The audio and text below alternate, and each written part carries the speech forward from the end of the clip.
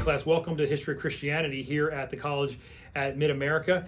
If you don't know me, my name is Dr. Zachary Sandiford, and I'll be your professor for this semester. And I want to welcome you to the class. And the purpose of this video is to go over the syllabus. I remember when I was going for my bachelor's degree at the State University of New York, and the class was the history of Russia. And the professor walked in on the very first day of class, walked right up to the lectern, and just started teaching on the history of Russia. And we students, we were all sitting there like, we can't believe this. We don't even know what's going on and what's expected of us. So I don't want to do that. I'm not like that. I want you to know exactly what you have to do for the class. So we're going to go over the syllabus here, and I'll see you. Okay, class, we'll now go through the syllabus here for History of Christianity. You can see the title up there and the number CH3001. And this is the fall 2023 semester, and you can see the dates there that we're going to be having this course, August 16th of 2023 to December 6th, 2023. Okay, there's my name, Dr. Zachary Sandiford, and then the school information there. Course description. History of Christianity is a 3-semester hour survey of the Christian faith and church from the intertestamental period to the present. The course focuses on the background of the early Christianity, the beginning methods by which Jesus and his disciples founded the faith, and the consequent spread of his followers throughout the world. The course will examine key historical figures and events as it tracks Christianity's progress from the time of Christ until today. And then we have some course objectives and what you can achieve by finishing this course. Disclaimer, the instructor reserves the right to change the content of the syllabus or class schedule as necessary.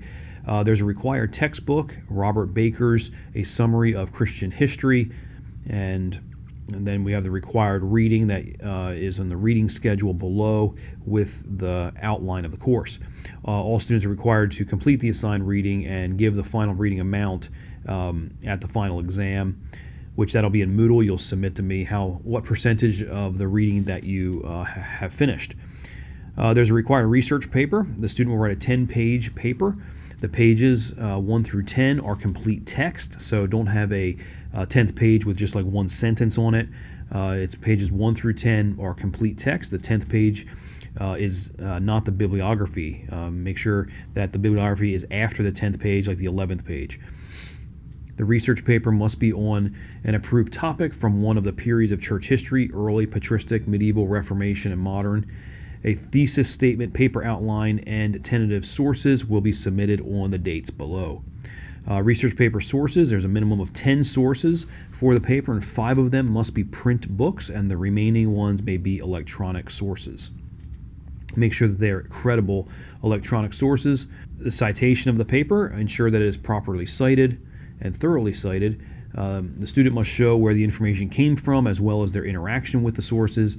Every direct quote should be cited, as well as, at minimum, a citation at the end of every paragraph. Do not plagiarize.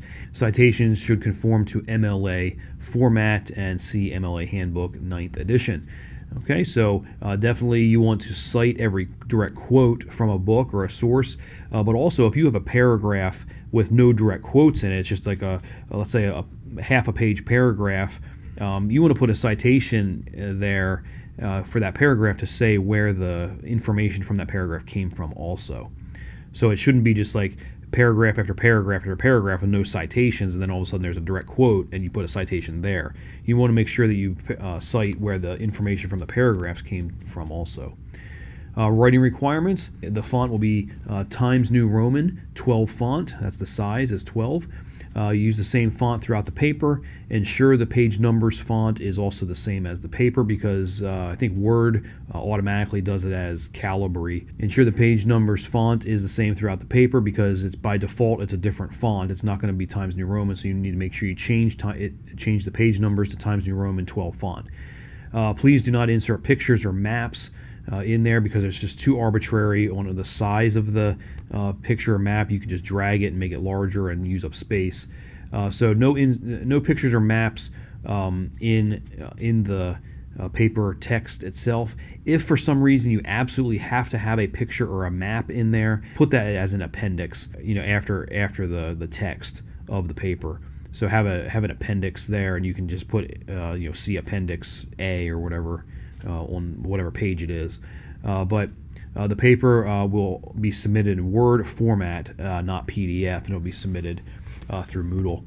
All papers need to go through Grammarly. Make sure that you do the Grammarly corrections, otherwise you get a low score and it can even be returned.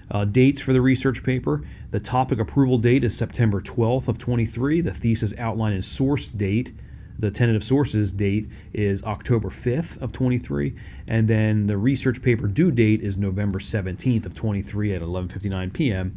Central Standard Time. So those are the dates. Late work, which is going to be basically just the paper, is a 5-point deduction per day, and that also includes weekends. Course examinations, you'll have 4 exams. They're non-cumulative. The exam dates are September 7th, September 28th, November 2nd, and December 6th. The December 6th is the final exam, and at 10:30 a.m. That's for my residential students. You'll just follow all of the directions for the exams from Dr. Jones. He is going to be your proctor, and your exams will be in Moodle. For the week that is listed above, it'll be open for a time period in Moodle to be able to take the exam.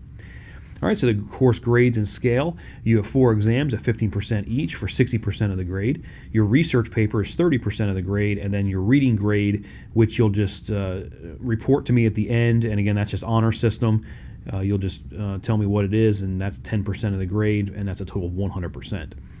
You see your grading scale there. A plus is 97 to 100, all the way down to 59 and below is an F, and you can take a look at that. That's the grading scale from the college catalog. Class attendance, your job assignment within the Colorado Department of Correction is being a student in the field minister's program. You must be in class. If you miss class because you are sick, you must report to the infirmary per CDOC policy. You are also excused from class when you must attend approved appointments. Any other absence must be excused by the director, the associate warden, or the warden. Failure to be in class at the assigned time will result in a disciplinary violation and cause for being removed from the program. If you are not going to be in class, then you must see Dr. Jones prior to class and let him know. Sending word through someone else is not acceptable. All right, that's the class attendance policy for you. And then class conduct, you can some of these things are from the residential class. Number 3 is the big one right here. This is the one that if you follow this, you're good to go. Students should exhibit a Christ-like attitude and demeanor at all times. If you do that, no problems at all. Okay, so class schedule and reading assignments. I've broken the class up into a couple different sections. So the first section is early church and patristics, and you can see August 16th is Introduction to Syllabus. That's this video right now, is the syllabus video. And then next session, session 1, is the early church. And so you can see there's no reading this week. Here you can read ahead if you already have the books, but no reading. But once we get into week 2, it's going to pick up with the reading. So week 2, the apostolic period, the early patristics and persecution, and then session 4 is the schools and teachers. And you can see Baker, chapter 1 through 4 is the reading assignment there for week 2. Week 3, a couple of sessions there, Constantine and monasticism, Donatism, Arianism, and the Council of Nicaea, and the Cappadocians and Ambrose for week 3, and there's your reading assignment. Week 4, Chrysostom and Jerome, and then Augustine of Hippo, and that brings us to exam number 1, and there's no reading that week. You can prepare for the exam, you can catch up on reading, you can read ahead if you're already caught up, but just no reading that week. And then we have medieval Christianity, that's the second section. Week 5, we talk about the papacy, and then you see there for your research paper topic, that's due. We have session 11 is Eastern Christianity, and then session 12 is Charlemagne and Decay. And you can see there's just one chapter that week, chapter 10. Week 6, we have Against Islam and the Crusades, the Golden Age and Scholasticism, and then Collapse and the Great Schism. Week 7, Pre-Reformation and Humanism, and then Colonial Christianity, and that brings us to exam number 2. Colonial Christianity, don't think like the 13 colonies of the United States. This is early colonial movement where European powers are discovering new lands and bringing their religion to these indigenous peoples in the new lands, mainly Spain. Okay, so we then come into the Reformation and Puritanism and Pietism. This is the third section of the course. Week 8, We begin with Martin Luther, and then a session on Ulrich Zwingli, and then a session on John Calvin. Notice that the research paper thesis outline and the tentative sources are due, and then we move into fall break. And there's no work over fall break, but if you do want to read ahead, you may read ahead. Then we get to week 10, where session 21 is the Radical Reformation. Then session 22 is the English Reformation, and then session 23 is the Counter-Reformation. So we'll be looking at those topics in week 10.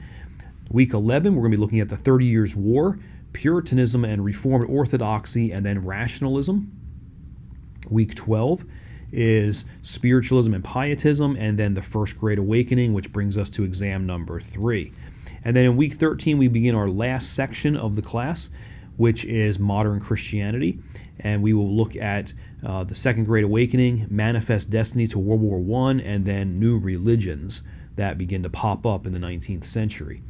Week 14, we will look at Western European Christianity and Charles Spurgeon, Eastern Christianity again, and then the missions movement of the 19th and 20th century, and we will then come to our research paper being due there November 17th, and that brings us into Thanksgiving break. Again, you can catch up on reading or whatever you need to do over the break. Week 16 is Protestantism in the United States, and then it brings us to our last teaching session, which is session 36, the SBC deterioration and the conservative resurgence of the Southern Baptist Convention, and that will bring us to a final exam review. And I didn't mention this earlier, but I'll mention it now, that every exam you will have a study guide for it. So you can use a study guide to review for the final exam. And then week 17 is the finals week, and again, you will have your exam open in Moodle during that week, and you'll follow Dr. Jones's instructions on when you'll take the exam. Okay, so we have the selected bibliography, so if you need to help looking up books or whatever it is, you can look at some of these books in the bibliography that all the syllabi have. There's some maps, some reference materials.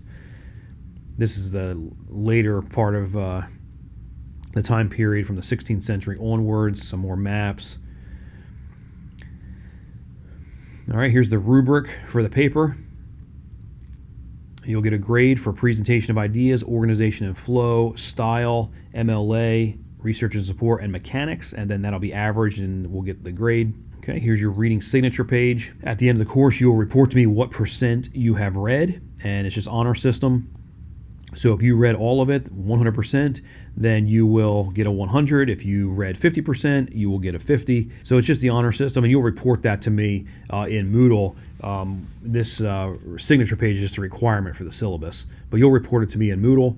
And then the syllabus signature page, this just says that you got the syllabus and that you understand it. Okay, so that is it for the syllabus. I'll see you in a second. Okay, class, that's it for the syllabus. And if you can put in Moodle in the form there that you have received the syllabus, understand it, and of course you can ask any questions through Dr. Jones, and we can get the question answered if he can't answer the question for you. But otherwise, I'll need a record that you received the syllabus and understand it. So that's it for today. Next time we're going to have our first teaching session on the early church. I'll see you then. Have a great day.